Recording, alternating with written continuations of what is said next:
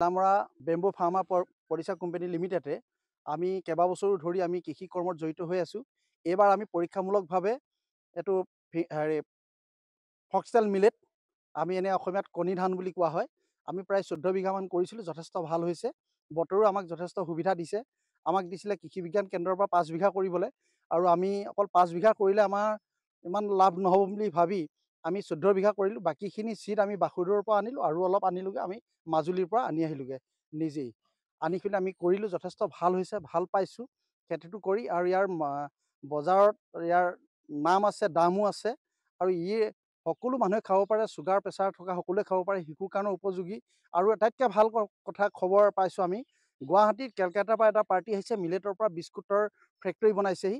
গতিকে ইয়াৰ পৰা আমি স্বাৱলম্বী হ'ব পৰা এটা ৰাস্তা আছে। ইয়াৰ কুইণ্টেল 20,000 পৰা 30,000 ভিতৰত হয় মাৰ্কেটটো। গতিকে যথেষ্ট দাম আছে। আৰু আমি যিডোখৰ মাটিত কৰি আছোঁ, আমি এইটো আমাৰ ঘিলামৰা বলাহী পথাৰত আমি কৰি আছোঁহি, হকপৰা বলাহীত কৰিছোঁ। ইয়াতে আমি এই মাটি প্ৰায় 15 বিঘামান মাটি আমি এটা বেৰা মাৰি লৈছোঁ।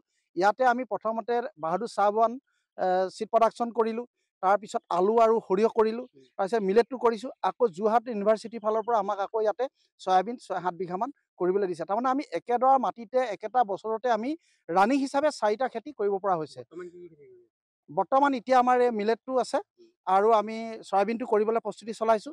লগতে আমি উন্নত জাতৰ ধানৰ খেতিও এবাৰ কৰিবলৈ লৈছোঁ। আৰু যদি আমাক ডিপাৰ্টমেণ্টৰ ফালৰ পৰা আমাক চিড প্ৰডাকশ্যন কৰিবলৈ আমি নিশ্চয় কৰিম। কৃষি বিভাগে আমাক যথেষ্ট সহায় কৰিছে। আমি ঘিলামৰা এডিঅ' চাৰ্কুলৰ পৰা আমি যথেষ্ট কাম কৰি আছোঁ। আৰু এইখিনিতে এপাহতে আপোনালোকক আৰু এটা আমি ভাল খবৰ দিওঁ। এই মাটিখিনিতে আমি মধুৰি 1 হেক্টৰ আমি লগাইছোঁ। সাংবাদিকসকলে সদায় আনৰ ফটো লয়। আজি আমি ইয়াতে প্ৰথমতে আমি প্ৰত্যেকজন সাংবাদিক বন্ধু আহিছে, আমি তেখেতলোকৰ পৰাই একোটাকৈ আমি মধুৰি পুলি ৰোপণ কৰিছোঁ, হাইব্ৰিড মধুৰি, যিটো মাৰ্কেটত যথেষ্ট দাম আছে। আমি 75 জোপা পুলি ৰুবলৈ দিছে, আমি তেখেতলোকৰ হতাই ৰুৱাইছোঁ। এইটো কাৰণে ৰুইছোঁ, তেখেতলোকে সদায় অকল লোকৰ উদ্ঘাটন, উন্মোচন, আধাৰশিলা স্থাপন এইবিলাকৰ ফটো লয়, কিন্তু তেখেতলোকৰ ক'তো সুবিধা নাপায়। গতিকে আমি আমাৰ ফালৰ পৰা এইকণ আমি সুবিধা দিছোঁ।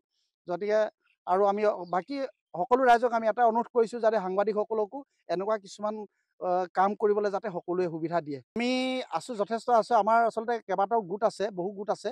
আমাৰ গোটবিলাকে ভাগে ভাগে আমি কাম কৰিবলৈ দিয়া হৈছে। আমি যোৱাবাৰ আলু প্ৰায় ডিপাৰ্টমেণ্টৰ পৰা 30 কুইণ্টেল দিছিল, আমি 4-5টা গোটক তেনেকৈ আমি ভাগ কৰি দিছিলোঁ।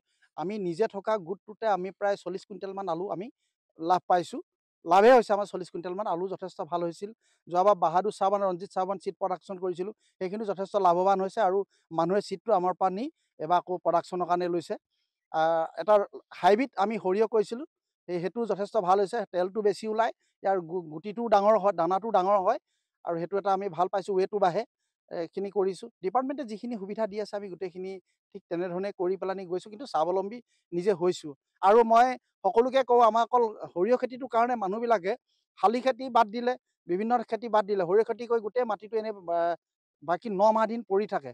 গতিকে আমি একেডৰা মাটিতে আমি এইটোকে পৰীক্ষামূলক কৰিছোঁ যে কণ্টিনিউ খেতি কৰি থাকিব পৰা চৰকাৰে এটা আঁচনি উলিয়াই দিছে, বিভিন্ন ধৰণৰ চিট আছে, কৰিব পাৰি। গতিকে সেইখিনি আমাৰ সকলো কৃষক বন্ধু ওলাই আহক। আমি সকলোৱে আমাৰ মাটিত পৰি থাকিবলৈ নিদি পাঞ্জাৱ, হাৰিয়ানা, বিহাৰৰ গতে আমিও যদি আমি কণ্টিনিউ খেতি কৰোঁ, আমাৰ দেশৰ অৰ্থনৈতিক দিশটো যথেষ্ট সবল হ'ব।